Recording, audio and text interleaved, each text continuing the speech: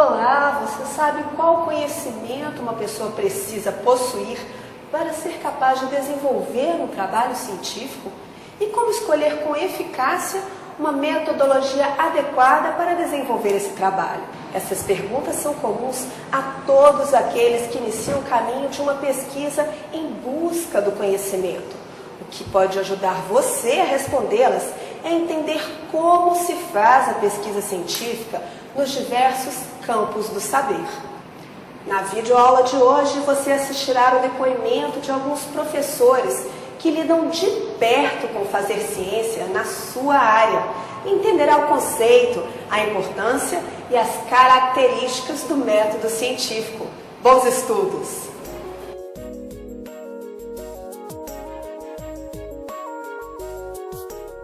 Ao caminhar, eu vou encontrar surpresas, vou encontrar desafios e vou encontrar muitas soluções também para os problemas. O método nada mais é do que o caminho.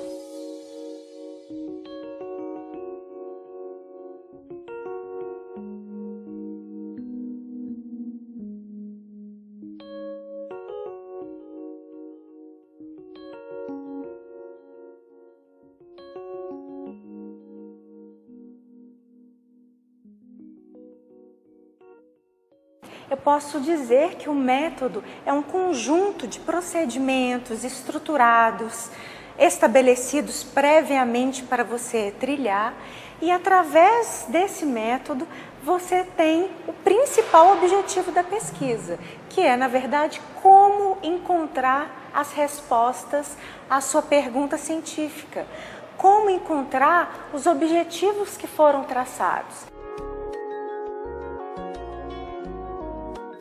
Então, a escolha de um método, ele é feita ao longo do trabalho de pesquisa, né?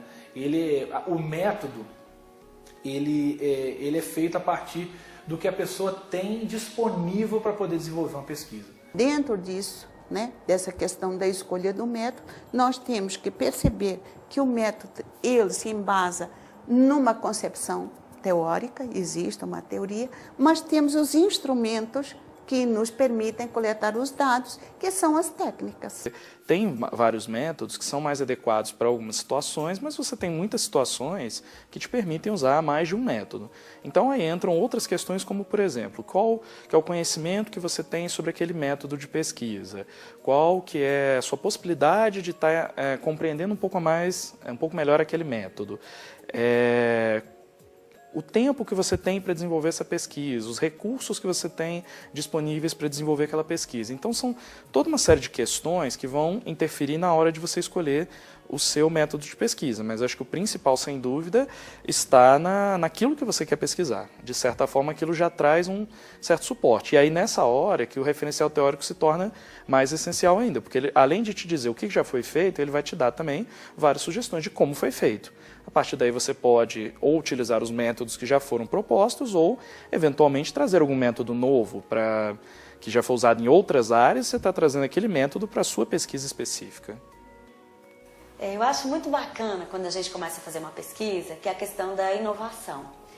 A gente cria uma hipótese, a gente acredita que vai chegar a um resultado, mas na grande maioria das vezes a gente é surpreendido por esse resultado. Dificilmente, quando a gente planeja uma pesquisa, a gente constrói seus objetivos gerais, seus objetivos específicos, a gente chega somente naquilo que a gente estava buscando. A gente sempre encontra algo de inovador. Eu acho que isso que me motiva mais a fazer pesquisa. A ciência, né, nada mais é do que aquele germe de curiosidade a respeito da solução de problemas. O pesquisador, ele precisa ter essa curiosidade para esclarecer os problemas cotidianos, os problemas relacionados ao trabalho. E o método vem simplesmente organizar essa curiosidade. Porque nós podemos sim ter curiosidade, mas uma curiosidade sistematizada e organizada nos permite entender muitas vezes qual é a causalidade dos problemas e aí trazer soluções para a sociedade que a gente vive. A aplicação de métodos ele vai variar de acordo com a pesquisa proposta. O que se pode dizer é a questão da abordagem. Tem duas abordagens principais em metodologia de pesquisa. A abordagem quantitativa e a abordagem qualitativa. né? Só para poder diferenciar, a abordagem quantitativa ela tem por objetivo trabalhar informações de forma numérica, né? Quantificar as coisas. Para isso se apoia em teorias de estatística, né? A qualitativa já é uma linha de pesquisa descritiva, né? Que tem objetivo, que não tem como traduzir os dados coletados numa pesquisa qualitativa de forma numérica, quantitativa, né? E tem por objetivo também trabalhar a questão da interpretação e da produção de significados. A ciência ela é composta por vários campos do conhecimento e esses campos, essas áreas, elas se interdependem. Eu posso até falar em transdisciplinaridade. Só que para cada área do conhecimento existe um método mais adequado que vai trazer respostas àquele campo específico. Então, por exemplo, na fonoaudiologia, estudar, né, na análise acústica à voz, através de um programa computadorizado, isso permite entender os problemas de voz.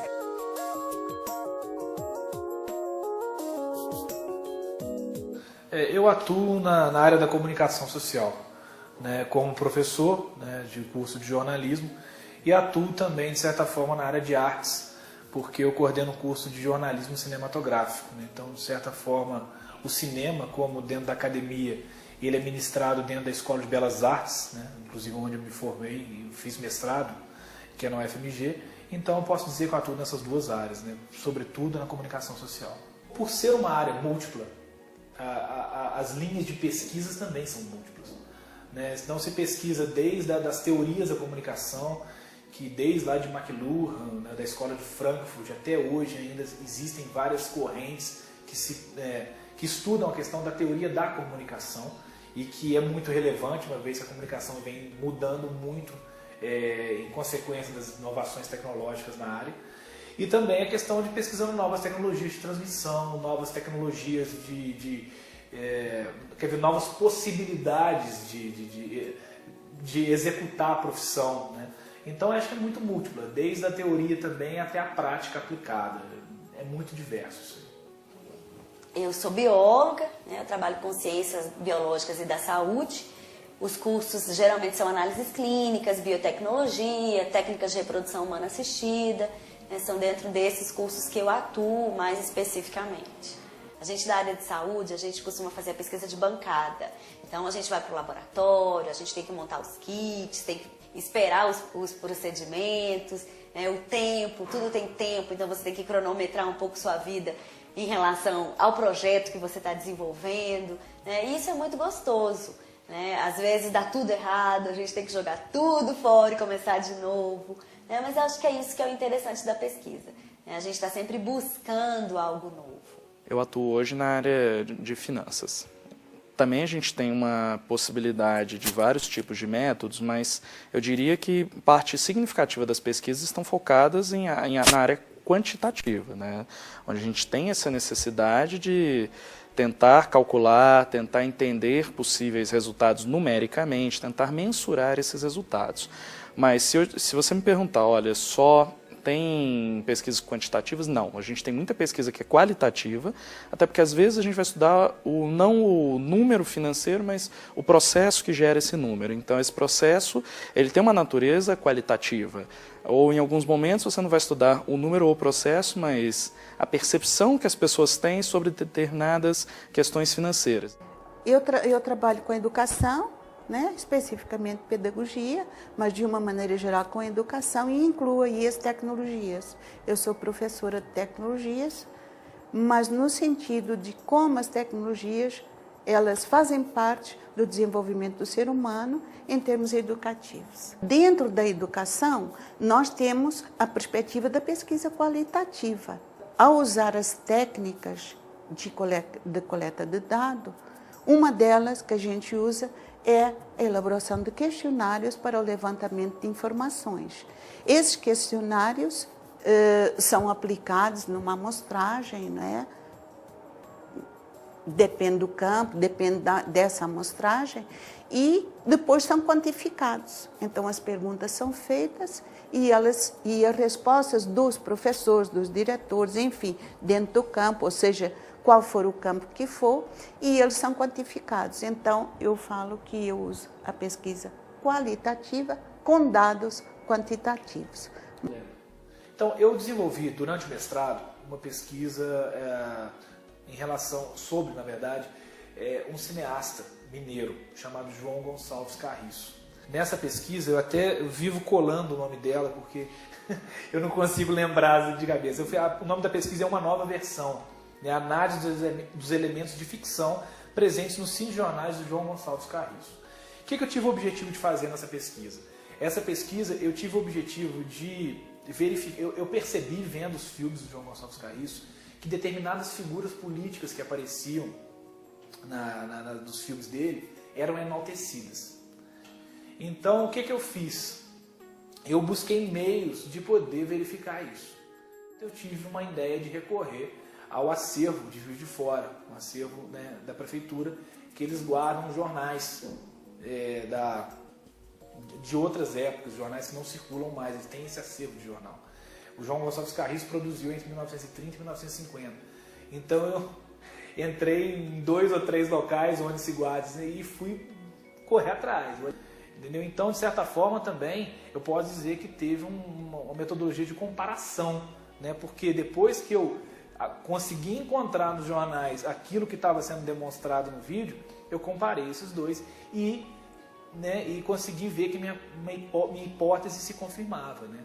Que de fato ele enaltecia determinadas figuras políticas.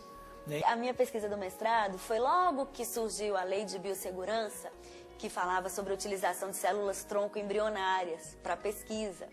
E aí eu trabalhava um pouco no direito também, e eu optei por fazer esse tema, né, que seria o uso das células-tronco como fonte, né, para as pesquisas. Mais gostoso da minha pesquisa, quando eu trabalhei com células-tronco, é que era uma coisa muito nova e as pessoas careciam desse conhecimento. Principalmente aquelas mulheres que estavam se submetendo às técnicas de reprodução assistida e que precisavam optar por deixar o seu embrião congelado e doá-lo para a pesquisa, ou deixá-lo congelado para que elas pudessem tentar uma maternidade novamente. Eu trabalho muito nas minhas pesquisas com o estudo do comportamento das empresas quanto ao seu endividamento. Como é que elas se financiam, se elas usam os seus recursos próprios, né, que vem dos sócios, ou reinvestindo lucros, ou se elas pegam dinheiro emprestado, o que faz elas endividarem mais ou endividarem menos? Eu trabalho muito com esse tipo de pesquisa. E é um tipo de pesquisa que demanda muito o uso de estatística, então é inevitável, né, um tipo de pesquisa, mas que abre outras possibilidades. Algumas pesquisas na área que eu já vi, eles trabalham, em vez de tentar relacionar variáveis, por exemplo, como é que o tamanho vai influenciar a questão do endividamento da empresa, se influencia ou não, eles vão fazer pesquisas, por exemplo, em termos de questionários. Vamos aos gestores das empresas, vamos perguntar para eles o que leva você a endividar mais ou menos e outras perguntas que vão dizer respeito àquele comportamento. Então, muito em cima desses estudos explicativos, com dados empíricos, usando muito ferramental estatístico, mas não como a única possibilidade, né? Naquela época que eu fiz essa pesquisa, eu queria ver em sala de aula como é que os alunos interagindo numa situação virtual, porque o curso era presencial, eles desenvolviam que competência? Então, o que eu utilizei? A observação direta dos meus alunos, no sentido assim, como eles se comportavam quando estavam comigo no laboratório. Ao mesmo tempo, eu fazia análise, não é? Das escritas deles, dos escritos, das questões que eles colocavam online. Então, houve uma análise, eu não direi documental, mas uma análise do discurso dos alunos quando eles vivenciavam o momento virtual.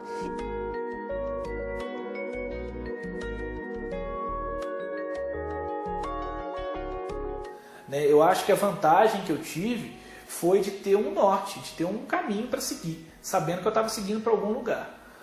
Então eu acho que foi mais do que vantajoso, foi necessário eu adotar uma metodologia para que eu conseguisse me manter no mesmo caminho ao longo de toda a pesquisa. Então, o método, ele é sistematizado, você sabe, desde o primeiro momento até o final, onde você quer chegar, ele precisa ser organizado, deve ser claro, e para qualquer um que vá ler sobre o seu método, deve estar super claro de ser compreendido. Com base no vídeo que você acabou de assistir, podemos perceber que todo o trabalho acadêmico, seja qual for a área de conhecimento dele, é desenvolvido por meio de pesquisa. A pesquisa é feita através da investigação. Para realizar uma pesquisa, é necessário ter um método, ou seja, um caminho a ser definido e percorrido, para que assim possa alcançar a construção de um conjunto de conhecimentos, ou seja, a construção da ciência. Uma outra forma leve e informal de sabermos mais sobre o conhecimento em diversas áreas é ler os artigos da revista Super Interessante. Você pode acessá-la agora mesmo no endereço www.super.abril.com.br. Aproveite seus novos conhecimentos para aprimorar suas ações profissionais e continue seus estudos no ambiente virtual. Até mais!